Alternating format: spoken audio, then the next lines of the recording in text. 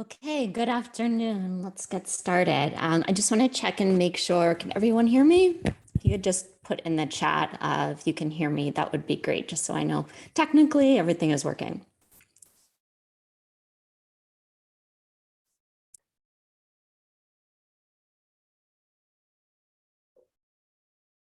Okay, great. It looks like most people can hear, so that's great.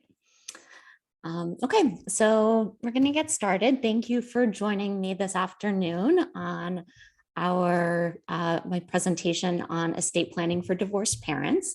I'm an estate planning attorney in New York City, and I work primarily with parents with young children. A lot of my clients are divorced, and they have special concerns and specific questions. And so I thought that it would be a good idea to do a webinar on what those concerns are and what we need to do to address them so that you can protect yourself and your kids.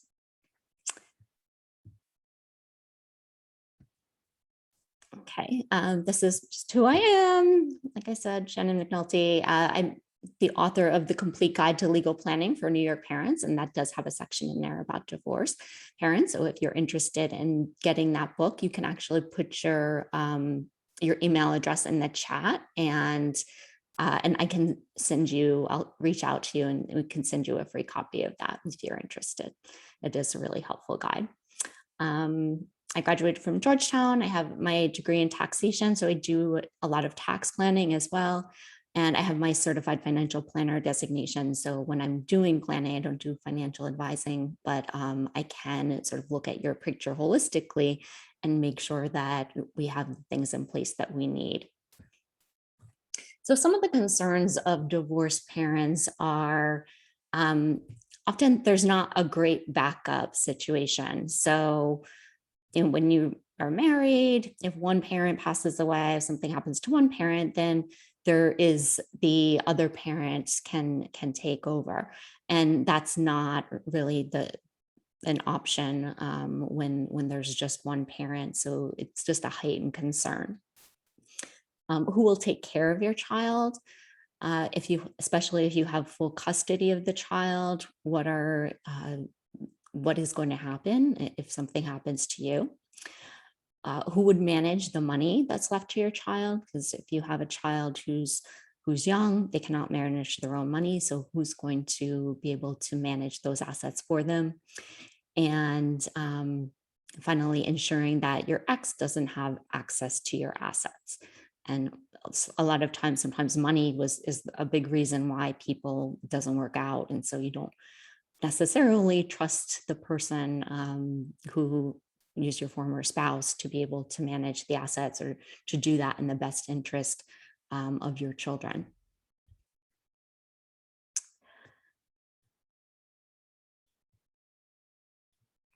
So some of the things that we're going to address in the presentation are who will take care of your child, making sure that your child's inheritance is managed and controlled by someone you choose, not your former spouse, protecting your privacy from your former spouse, and reducing the risk of interference in what your wishes are by your ex. And I'm going to have questions. I'm going to take questions at the end, but if there's anything that, any questions you have during the presentation, feel free to put them in the Q&A, and I may get to them during the presentation, but more likely when I've gone through everything. Okay, one of the questions I often get is the custody of the children. So as a very general rule, the other parent, so if one parent passes away, the other parent generally will get full custody.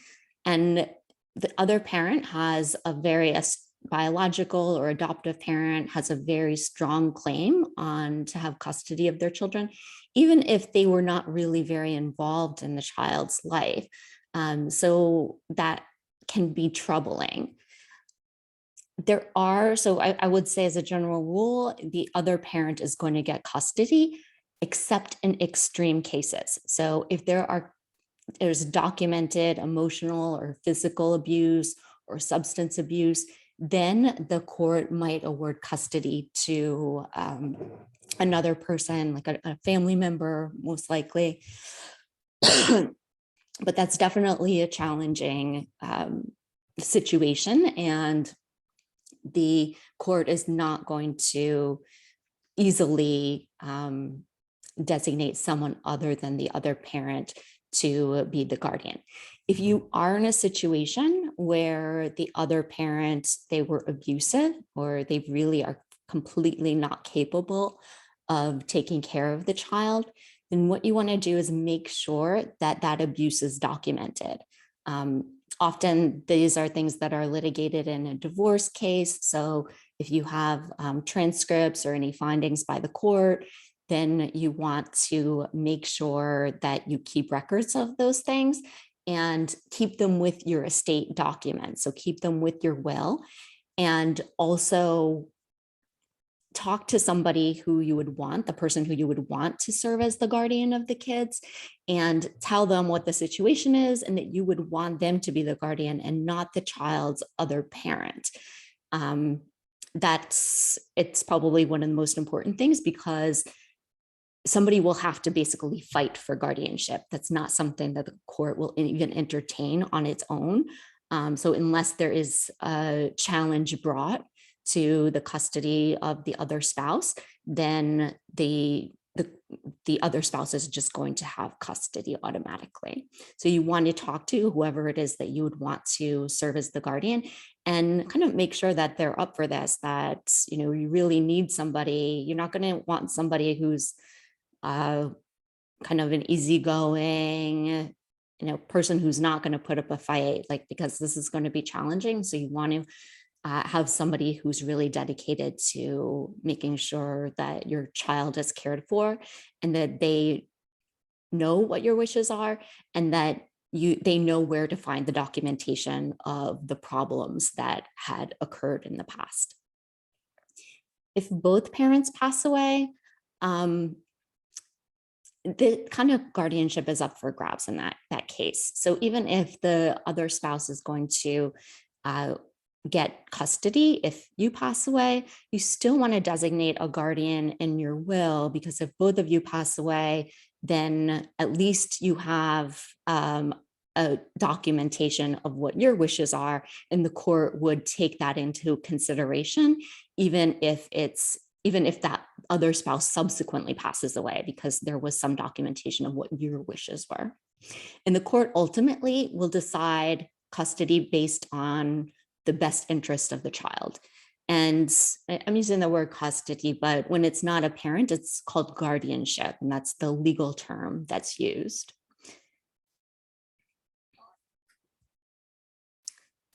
Okay, assets left to children. So one of the issues that come up when we have young children involved is that, and this comes up whether we have married parents or divorced parents, but comes up more often with divorced parents, because that's generally you're going to be leaving all or most of your assets to your children. If children are under the age of 18, they legally can't manage assets. So a court would appoint someone to manage their inheritance until the child turns 18. And that person, in New York, we call it the guardian of the estate or the guardian of the assets. That can be the same person as the guardian of the child, or it can be someone else. If the other spouse survives, then they will generally be appointed as the guardian of the child's assets. So all of your assets that you're leaving to your child, as a default rule, then your former spouse, the other child's parent, is going to be in charge of managing the assets. And that's not a great situation. One, you might not trust your ex-spouse to do that. And even if you did, it's generally not a great arrangement, because that person has to submit annual reports to the court about how much is available to the child, how much is being spent. and how it's being spent, where it's being invested, and all of that information goes into the public record. So we really want to avoid that situation. But that is basically what's going to happen if you didn't have any estate plan in place. So I'm going to just take you through an example, and this is a case that's very similar to a case that I actually have managed, have handled. I changed obviously some of the details of it. But in this case, we have Jane has a 3-year-old daughter, Leah, and she was divorced. Jane was divorced from Leah's father a year ago because he refused to get a job. He hardly ever helped out at home. And so Jane had enough of that. And she decided that, that she needed to terminate the marriage. So they got divorced and Jane had full custody. Jane got into a car accident, unfortunately, and died at the age of 37. She had no will or other estate planning documents in place. So we can look at what happened. John then had sole custody of Leah, and all of Jane's assets went to Leah under what we call intestacy. Intestacy is just the rules that apply under the court where there is no will. And so all of your assets, generally, if you're not married and you have children, all of the assets will go to your children. The court appointed John to manage the assets that were left to Leah, even though Jane's mother wanted to play that role because there was a bad relationship among all of the families, and Jane's mother really didn't trust John, but she wasn't able to do anything about it unless John would agree to let her manage the assets. Jane's mother also wanted to administer her daughter's estate. This means gathering all of the assets and transferring them to who they're supposed to go to. So in this case, transferring them to John, and unfortunately enter a guardianship for Leah. And this is kind of an invasive procedure because you have to look at all of the assets that person had, and you have access to everything that they owned, including, their clothes, their furniture, their diaries, their jewelry. They have access to their apartment or their home. And Jane's mom really didn't want John to have that role for obvious reasons. She found it be quite an invasive invasion of the privacy of Jane, but she wasn't able to do that. John had first, basically kind of like a right of first refusal to serve as the administrator of Jane's estate because he was the guardian of Leah, who was receiving all of the assets. So, so in this case, the court appointed John to serve as the administrator of the estate, and the administrator of the estate also gets paid. So John was getting paid from Jane's assets, which was obviously not something that I think anybody would have wanted. And John was also able to go through all of Jane's personal items because he had access to her apartment and anything that she owned. So this was obviously, I think we would all agree that this was not a great situation at all. This was a terrible outcome. But this can happen to you. And in fact, this is exactly what will happen if you don't have an estate plan in place. So this is not like an exaggeration. This is the default rule of what happens. But we can prevent this by putting in place the proper documents and making sure we have a good estate plan in place. So some of the things that we can learn, if you have an estate plan, to some extent, you can control who takes care of your child, even though, that's a high hurdle. You want to be able to control who administers your estate and has access to your assets and all of your private information. Generally, you want to protect the assets for your child, both, from your former spouse, and also if even if the former spouse is responsible with the money, the child ends up getting all of the rest of the money when they turn 18, or even maybe even all of the money if none of it was used. And so the age of 18 is generally not a great age to inherit a big chunk of money. So that can be problematic. So we don't want that in any circumstances. You want to protect the assets for your child, as I said, and you also want to plan for your own incapacity. So, if you became incapacitated, if you were in the hospital and couldn't do anything on your own, make any of your own decisions, you want to make sure that you have somebody making medical decisions for you who you trust, and also that you've authorized someone to manage your own finances. So who is going to be paying the bills if you are unconscious and there's no one able to access your accounts to be able to pay your rent, to pay childcare expenses, anything like that. So that's really important, particularly when you have someone who's financially dependent on you.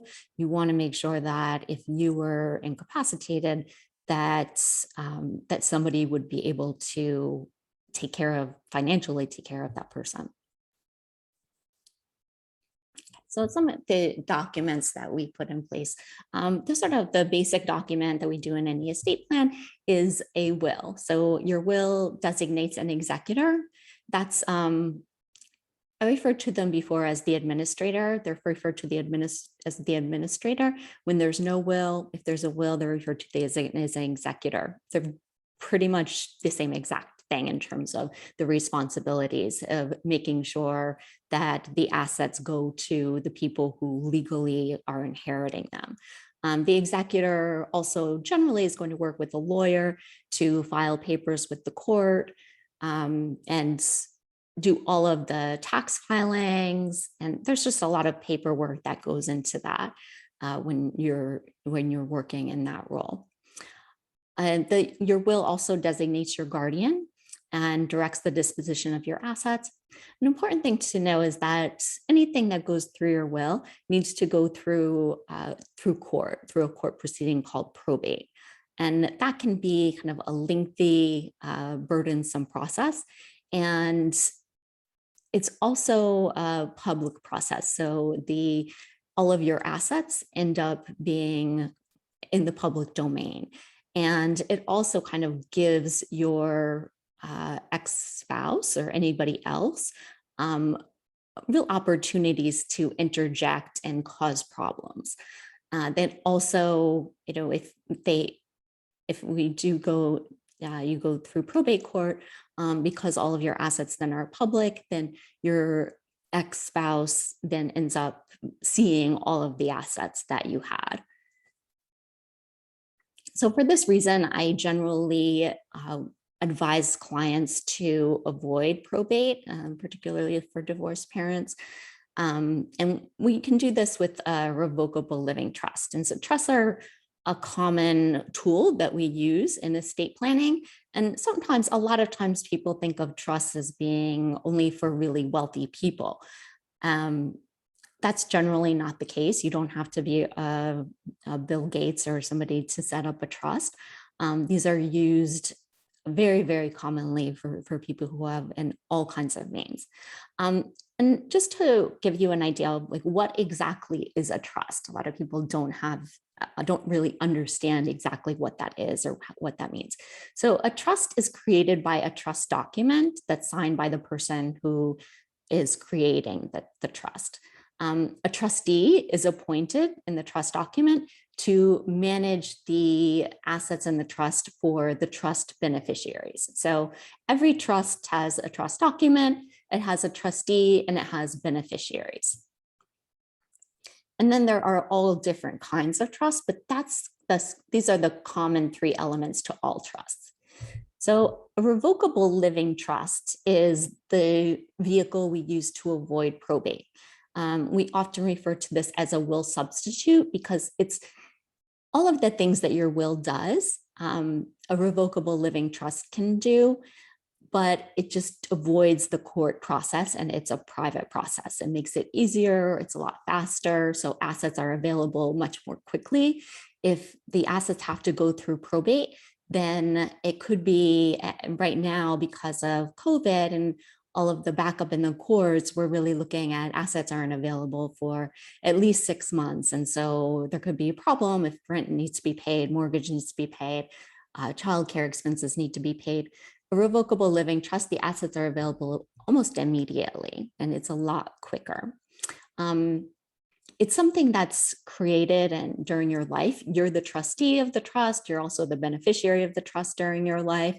You can do whatever you want with the trust during your life. So it's a lot like a will in that sense that you can change it whenever you want. Everything that's owned, that's held by the trust or left to the trust upon your death, then passes to the beneficiaries who are named in the trust document, all without court involvement. Again, reduces time and cost of probate. This maintains the privacy of your assets, so we don't have a situation where your assets are becoming public information and available to snooping around by your ex, and reduces the opportunities for interference by your ex. I also recommend a testamentary trust for your children. So the point of a revocable living trust is to avoid the probate process, to avoid the court process. The testamentary trust for your children is generally part of that document. If you did a will, it could be part of your will, but it's something that goes into effect upon your death in terms of where the assets go. So generally, because children are not legally capable of managing their own assets, then I recommend that any assets left to children, and this is really for divorced parents or for married parents, I recommend that they leave the assets to a trust for their children. So if you did a revocable living trust, this would be in the same document. It's just sort of like, okay, the revocable living trust is during your life, sort of that's what it refers to by living. And then when you pass away, kind of the assets go into the trust for your children, but it's all in the same document. The testamentary just means it's created upon your death. The testamentary trust for your children, you would appoint a trustee in the document to administer the assets for your children until they reach a designated age. And then the funds can be used if you have more than one child. The funds can be used for either child until a certain age. If the assets go directly to the children, then they can't be managed for both of the children or all of the children, in the sense that when you have a trust, the trustee can make judgments about what is the best use of the money overall. So if one child, got into an accident or had some kind of medical issue, then they could allocate more assets to that child. Whereas if you have the assets going directly to the children, then each child just has an equal share. And so if one child had a lot of medical expenses, then they are going to end up with the short end of the stick in terms of paying for college, just not really how you would manage the assets as a parent. The testamentary trust also prevents influence by your ex, because you can keep the assets in the trust until a later age when the children probably have more sense of what they want and are not as influenced by their parent. And the trustee can really make sure that the assets aren't misused by the other parent. The testamentary trust also protects the assets from creditors. So as long as the assets are in the trust, then if your child, even if they ended up getting married and divorced later on in the future, the trust can protect the assets. So they're just for your child and they don't end up in the hands of anyone else. So this is kind of what a comprehensive plan looks like. And I have it laid out in a diagram here. So you can see if assets are held outside of the trust, then they have to go through the will. But your will just says everything goes into my living trust. And then ideally, we want all of the assets that you own to be held in the name of the trust so that nothing ends up going through your will and through the court.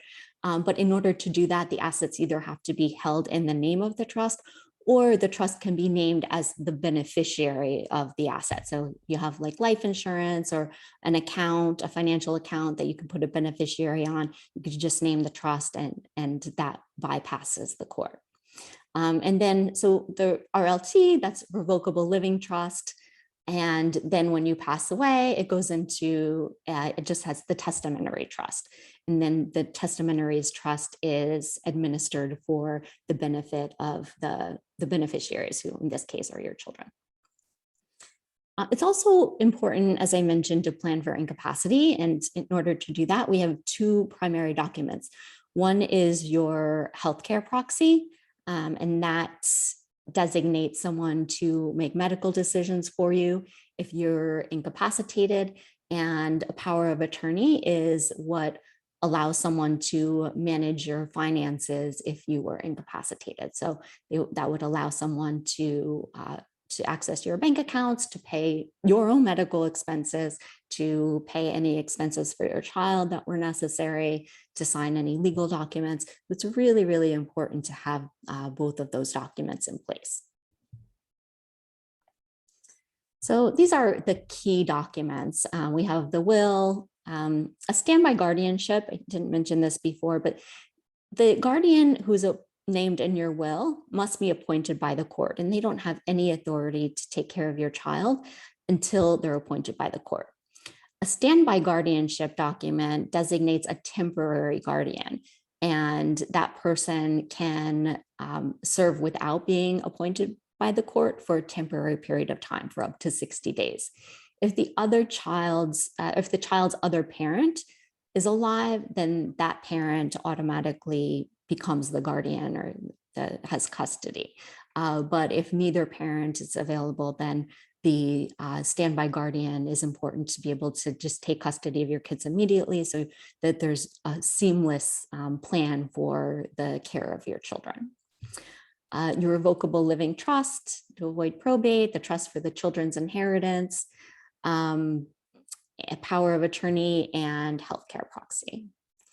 And so that's really about it in terms of the major issues that I feel like are important to be aware of. And now I'll take any questions. If anyone has any questions, you can just put them in the chat.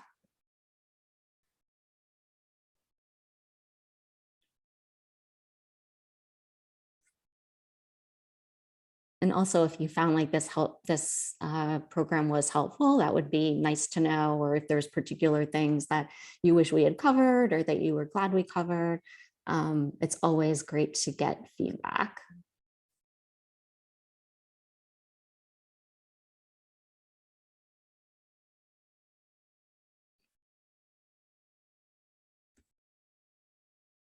Okay, so I do have a question. How often would you recommend revisiting old wills and trusts? So generally, if your documents are set up properly, if you have a comprehensive plan in place, just keep an eye on whether anything changes in your life. So particularly the most common things that change, obviously, if you have another child, we want to update some of the documents. Most of the documents should be able to cover future children if they're drafted properly. But there are certain documents that we would need to update. If anybody who's named in your documents, if they got sick or if they passed away, or maybe they're just not the right person to fill that role anymore. And that can be true, things in your life change with respect to who you're close to. So if guardians who you've named change, or who you've changed as your power of attorney or something like that, those would be the most common reasons to change your documents. Other than that, your documents should really be able to last for quite a long time. Like basically unless your financial situation changes pretty dramatically, that you're probably good to go for at least 10 years. Should you update wills and trusts while going through a divorce or wait until the divorce is complete? That's a really good question. So I would say that the best time to make changes is actually before you file divorce. So because once the divorce starts, the divorce judge, the matrimonial judge, court judge, may enter an order freezing assets, basically saying you can't move anything because there's obviously an incentive to move assets so that they are not reachable by the other spouse. So, so I would say if you're thinking about getting divorced, to update your documents actually immediately. Even if you're going through a divorce, I would say there are certain documents it's really important, I would say, to update. So your healthcare proxy, you want to update that immediately because, if you don't trust your spouse anymore, then you don't want them making literally life or death decisions. Your power of attorney, I would definitely update that. You don't want them having access to your assets, your finances, making legal decisions for you. So there are certain things that you can definitely, even if you're going through the divorce process, definitely update those things. I believe you can change your will. There are certain things you can't change, like beneficiary designation. So once the divorce is filed, then there are certain things that you can't change and you have to wait until the divorce is finalized. But I would say that you should definitely update those certain things.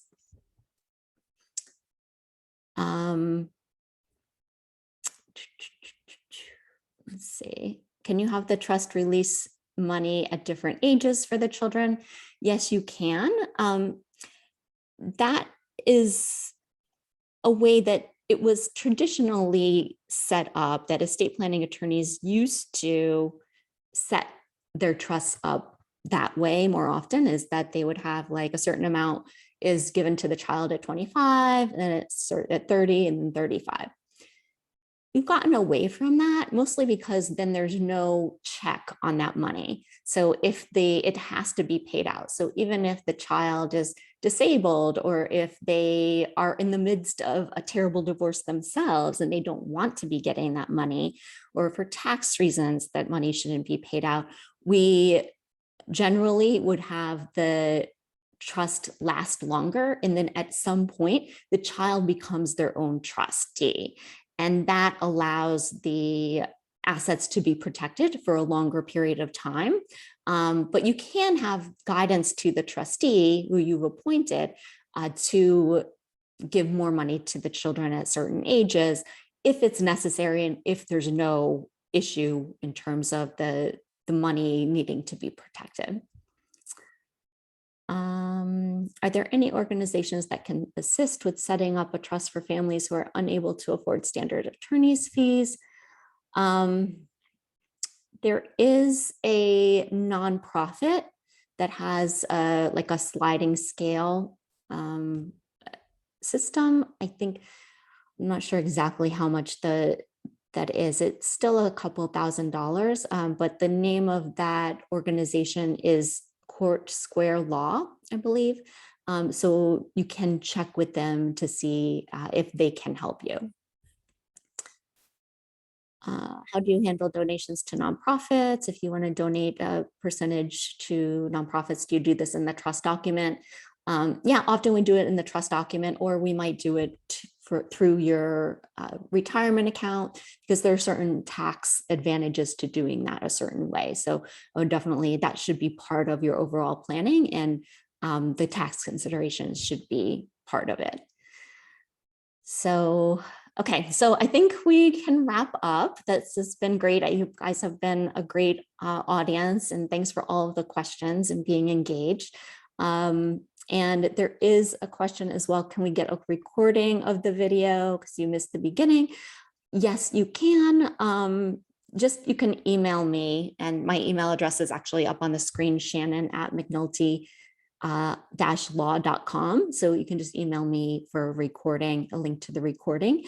And also, if you would like a consultation, anybody who's on this call, we would be happy to give you a complimentary consultation.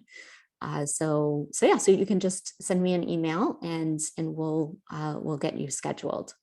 So thanks so much for joining us, and I hope you enjoy the rest of your day.